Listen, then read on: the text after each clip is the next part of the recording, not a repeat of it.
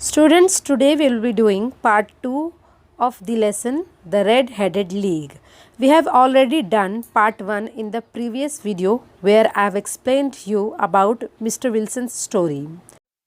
Part 1 में हमने देखा मिस्टर विल्सन की story. Mister Wilson doctor Watson और शर्लॉक होम्स के सामने अपनी स्टोरी बताते हैं कि वो एक पॉन ब्रोकर हैं और उनके असिस्टेंट विंसेंट स्पॉल्डिंग ने एक एडवर्टाइजमेंट दिखाया जिसमें लिखा हुआ था कि जिनके बाल रेड कलर के हैं उन्हें जॉब दी जाएगी रेड हेडेड लीग में, जो कि एक ऑर्गेनाइजेशन है। तो किस तरह से मिस्टर विल्सन जो है वो इंटरव्यू के लिए जाते हैं और उन्हें उनके रेड कलर हेयर की वजह से, लाल बालों की वजह से इमीडिएटली सिलेक्ट कर लिया जाता है जॉब के लिए। वो अपना काम शुरू कर देते हैं। 2-4 हफ्ते काम करने के बाद अचानक से वो ऑर्गेनाइजेशन यानी कि रेड हेडेड लीग जो है वो बंद हो जाता है।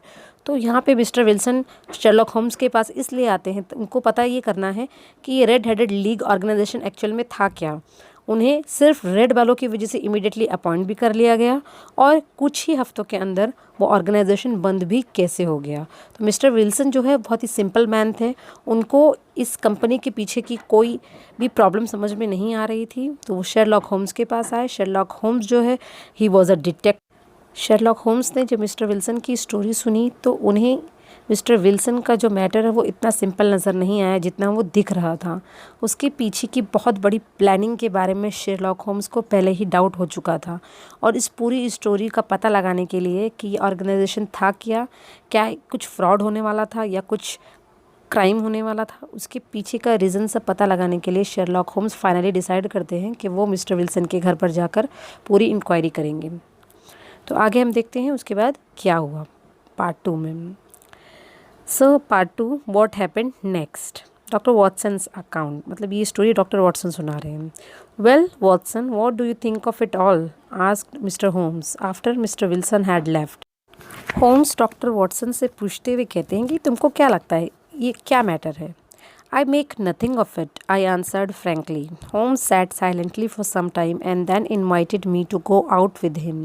We went to the square where Mr. Wilson had his shop. Holmes observed the area carefully. There were many shops and offices in the square and a bank just behind Mr. Wilson's shop. और doctor Watson से जब Sherlock Holmes पूछते हैं कि तुमको क्या लगता है ये क्या मैटर है, जिसके आंसर में डॉक्टर वॉटसन कहते हैं I make nothing of it, मतलब मुझे तो कुछ समझ में नहीं आया। जिस पर होम्स जो है वो कुछ वक्त के लिए साइलेंटली बैठते हैं और उसके बाद वो मिस्टर विल्सन को लेकर घर से बाहर निकल जाते हैं और वो फाइनली पहुंचते हैं मिस्टर विल्सन की शॉप के पास। मिस्टर विल्सन की शॉप के आसपास भी बहुत सारे शॉप्स होते हैं, बहुत सारी दुकानें होती हैं और वहीं पे मिस्टर विल्सन के जस्ट बिहाइंड, मतलब बिल्कुल ही पीछे की तरफ होता है एक bank. Holmes spent some time outside the shop and thumped up on the pavement 2 or 3 times. Finally, he knocked on Mr. Wilson's door. A young man opened the door. Mr. Holmes asked him the way to the stand.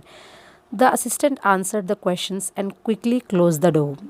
इस तरह से mister Holmes और Watson जो है वो finally mister Wilson की shop के पास पहुंचते हैं। वो पेवमेंट की तरफ, पेवमेंट मतलब जो फुटपाथ का एरिया होता है, तो वो उसकी तरफ देखते हैं। होम्स जो है वो उस पर एक डंडी से कुछ ठकठकाने के बाद फाइनली मिस्टर विल्सन का शॉप का डोर नॉक करता है, जिस पर एक यंग मैन बाहर आता है और होम्स उससे कुछ क्वेश्चंस करते हैं और वो क्वेश्चंस का आंसर करने के बाद तुरंत ही अंदर चला जाता है। अब यहाँ पे कुछ वर्ड्स हैं जो शायद आपको डिफरेंट लग रहे हों या फिर उनका मीनिंग पता ना हो। फॉर एग्ज़ाम्पल जैसे कि वर्ड स्क्वायर, यहाँ पे स्क्वायर वर्ड का मतलब है an area which is surrounded by 4 sides. ऐसा एरिया को स्क्वायर कहते हैं जिसके 4 साइड्स हों, ओपन एरिया। तो यहाँ पे स्क्वायर मतलब कि एरिया, ये ऐसा एरिया था जहाँ पे बहुत सारे ऑफिसेस और शॉप्स थे, मतलब मिस्टर विल्सन की शॉप के आसपास की बात हो रही है। उसके बाद यहाँ पे एक और वर्ड है स्ट्रैंड। अब strand is a very famous place in London. London की एक फेमस प्लेस का नाम स्ट्रैंड है। तो सेकंड पैराग्राफ में हमने देखा कि शर्लॉक होम्स डॉक्टर वॉटसन के साथ मिस्टर विल्सन का शॉप और उसके आसपास के एरिया को अच्छी तरीके से देखते हैं और फाइनली वो मिस्टर विल्सन के डोर पर नॉक करते हैं, जिस पे उनका असिस्टेंट विंसेंट स्पॉल्डिंग बाहर निकल कर आता है। शर्लॉक होम्स उससे कुछ क्वेश्चंस करते हैं और वो वापस अंदर क्विकली चला जाता है। उसके बाद I said, I am sure that you inquired your way only in order to see him. Not him, Holmes said, but the knees of his trousers. And what did you see? What I expected to see. This matter of Wilson is serious. A crime is being planned, but I hope that we can stop it. The offices and banks will be closed for the weekend. Now I have to go and make some arrangements. Doctor Watson Sherlock Holmes से पूछते हैं कि तुमने सिर्फ Vincent Spalding को देखने के लिए बाहर बुलवाया था ना? जिस पर शर्लॉक होम्स कहते हैं नहीं, सिर्फ उसे देखने के लिए नहीं बल्कि उसके नीज़ को देखने के लिए, उसके ट्राउज़र्स को देखने के लिए। तो फिर जिस पर वॉटसन कहते हैं कि तुमने तो फिर क्या देखा? होम्स रिप्लाई करते हैं वही देखा जो मैं देखना चाहता था, यानी कि मिस्टर विल्सन का जो मैटर है वो एक सीरियस मैटर है। एक क्राइम जो है वो प्लानिंग हो रही है, किसी बहुत बड़ी रॉबरी की प्लानिंग हो रही है और मुझे ऐसा लगता है कि हम इसे स्टॉप कर सकते हैं। बैंक और ऑफिसेस जो है वो वीकेंड्स पे बंद रहेंगे, तो हमें कुछ अरेंजमेंट्स करने पड़ेंगे। और वो कहते हैं, शर्लॉक होम्स कहते हैं कि डॉक्टर वॉटसन मुझे तुम्हारी ज़रूरत पड़ेगी, तुम्हारे हेल्प की ज़रूरत पड़ेगी, तो तुम मुझे रात को 10 बजे बेकर स्ट्रीट, जो कि एक जगह का नाम है, वहाँ पर आकर मिलो और साथ में अपनी रिवॉल्वर भी लेकर आना, तुम्हारे पास जो गन है उसे भी लेकर आना। इस तरह से प्लानिंग करते हैं डॉक्टर वॉटसन और शर्लॉक होम्स। शर्लॉक होम्स को पहले से ये आइडिया हो चुका है कि ये प्लानिंग जो है वो किसी बड़ी रॉबरी की हो रही है। वो प्लानिंग कौन कर रहा है और कहाँ से हो रही है, किस तरह से इसका पूरा पर्दाफाश होने वाला है, वो let's see. I arrived at Holmes' residence in time. There were two other men with him, Mr. Jonas of Scotland Yard and Mr. Merriweather, a banker. Holmes announced, "Tonight we are going to hunt one of the smartest criminals in London."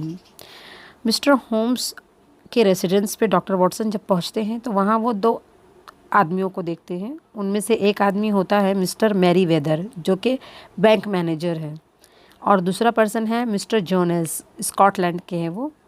तो इस तरह से ये दो person पहले से ही Holmes के घर पर बैठे होते हैं और उसके बाद होम्स ये अनाउंस करता है कि आज हम लंदन के सबसे स्मार्ट क्रिमिनल को पकड़ने वाले हैं। So will see two more character in this story. There was a character of Watson Holmes in second part. Now next we are seeing two more characters, that is of Mr. Jonas and Mr. Merriweather. Mr. Jonas is from Scotland Yard and Mr. Merriweather is a banker. तो देखते हैं आगे इनकी help से क्या करते हैं Sherlock Holmes. We left together in a carriage and reached the road we had visited in the morning. Holmes told us to follow Mr. Merriweather, who led us through an iron gate. We followed him down a narrow passage. After going down some stone steps, we led us down a dark, earth-smelling passage and into a huge cellar full of big boxes.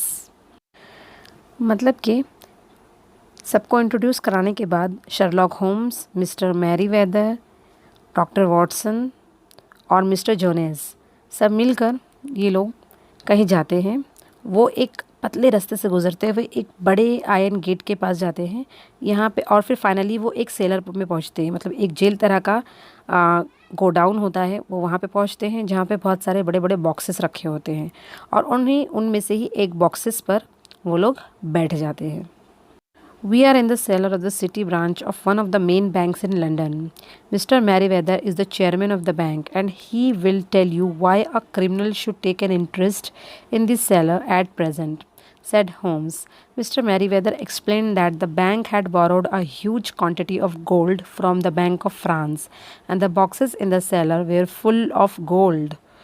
तो यहाँ पे mister Merryweather, जो कि bank के chairman थे actually, वो London के bank के इस ब्रांच में आते हैं जहाँ पे बहुत सारे बॉक्सेस रखे होते हैं। इन बॉक्सेस में एक्चुअल में भरा होता है सोना, और ये जो सोना है वो बैंक ऑफ फ्रांस ने दिया था बैंक ऑफ लंदन को।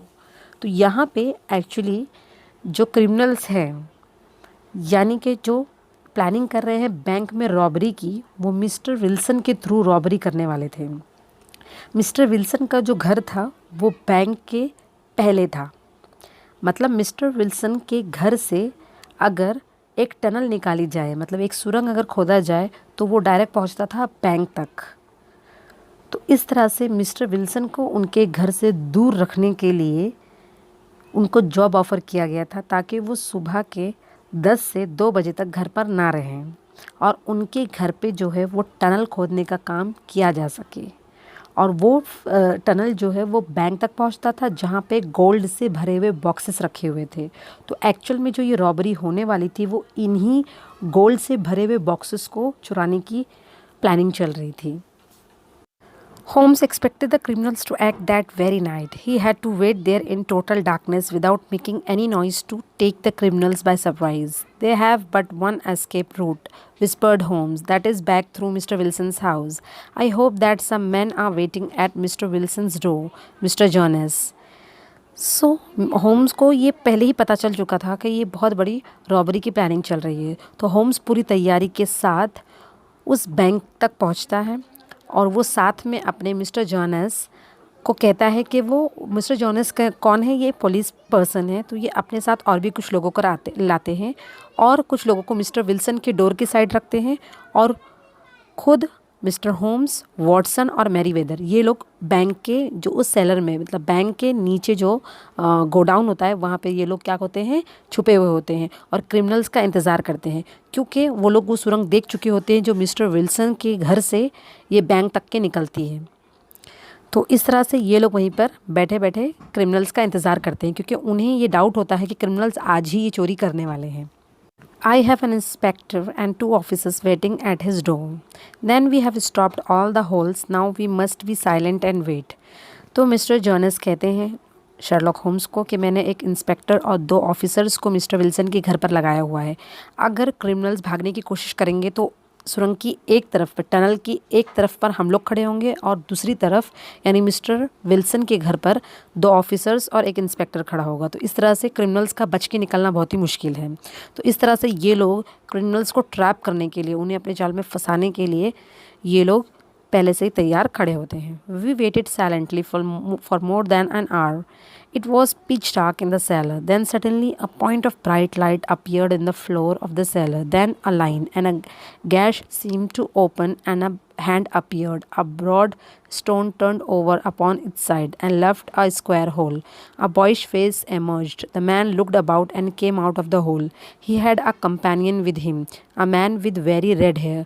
The pair was none other than Spaulding, the assistant alias the criminal Clay, and the red-headed Mr. Duncan Rose.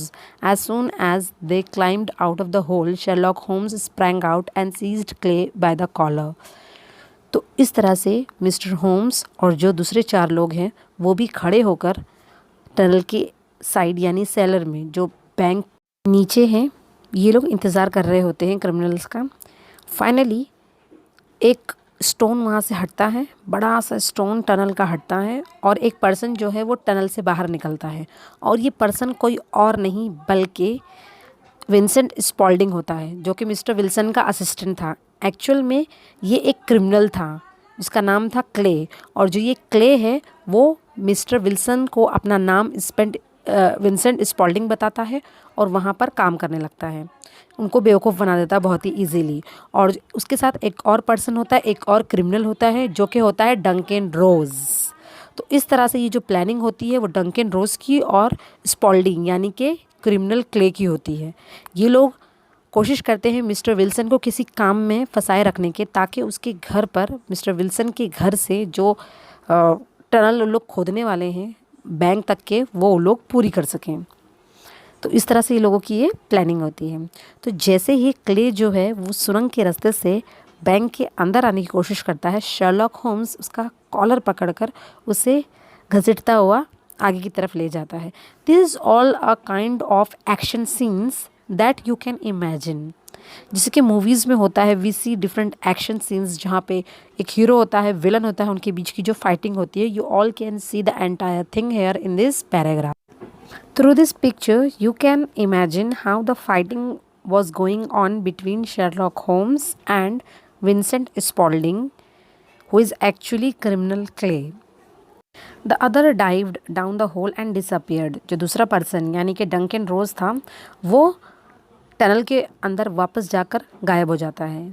Clay took out a revolver, but Holmes hit him on his wrist and the revolver fell on the floor. Clay अपना revolver निकालता है लेकिन Holmes उसकी wrist को ऐसा twist करता है कि रिवॉल्वर जो है वो फ्लोर पर गिर जाती है. It's no use John Clay said Holmes, we have caught you. Holmes कहते हैं जॉन क्ले अब कोई फ़ायदा नहीं, तुम पकड़े जा चुके हो. So I see but my friend has escaped. जिस पर क्ले कहता है अच्छा बट मेरा फ्रेंड तो भाग गया. होम्स रिप्लाई करता है he can not escape, there are 3 man waiting for him at the other end. वो नहीं भाग सकता क्योंकि 3 और आदमी जो है वो दूसरे एंड पर, ये जो टनल निकला हुआ है मिस्टर विल्सन के घर से, वहाँ पर वेट कर रहे हैं. Then Holmes handed over mister Clay to the policeman. इस तरह से मिस्टर होम्स जो है वो क्ले को पुलिस के हवाले कर देते हैं. Mister Merryweather said really mister Holmes I do not know how to thank you, you have foiled one of the most cunning attempts at bank robbery. The bank is grateful to you. Mister Merryweather जो कि bank के chairman होते हैं वो बहुत thankful होते हैं mister Holmes के, क्योंकि मिस्टर होम्स ने एक बहुत ही जो चालाक कोशिश होती है बैंक रॉबरी की उसे वो बर्बाद कर चुके हैं. यानी मिस्टर होम्स ने एक बहुत बड़ी चोरी होने से बचा लिया, इसलिए बैंक जो है वो उनका ग्रेटफुल होता है.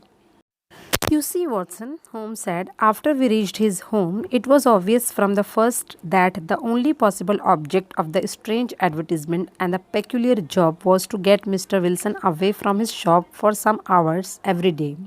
The red-headed league was a clever idea. In Mr. Wilson's absence, Clay and his red-headed companions wanted to dig an underground tunnel from Mr. Wilson's house to the bank. Holmes mister Watson को बताते हैं कि किस तरह से उन्हें ये समझ में आया कि बहुत बड़ी रॉबरी होने वाली है, उसकी प्लानिंग चल रही है. इस बारे में उन्हें कब डाउट हुआ उसके बारे में वो एक्सप्लेन करते हैं कि जॉब की एडवर्टीज़मेंट से ही होम्स को समझ में आ गया था कि कहीं तो कुछ प्रॉब्लम है, कहीं तो कुछ गड़बड़ है. जिस पर मिस्टर होम्स जो है जैसे ही विल्सन के घर पर जाते हैं, उनकी शॉप पर जाते हैं, तो उन्हें ये आइडिया हो जाता है कि शॉप के पीछे बैंक है और आसपास बहुत सी दुकानें हैं और ये जो एडवर्टीज़मेंट है वो सिर्फ एक क्या है, बहाना है मिस्टर विल्सन को उनके घर से दूर रखने का. ये एक प्लानिंग हो सकती है मिस्टर विल्सन के घर से बैंक तक के टनल बनाने की.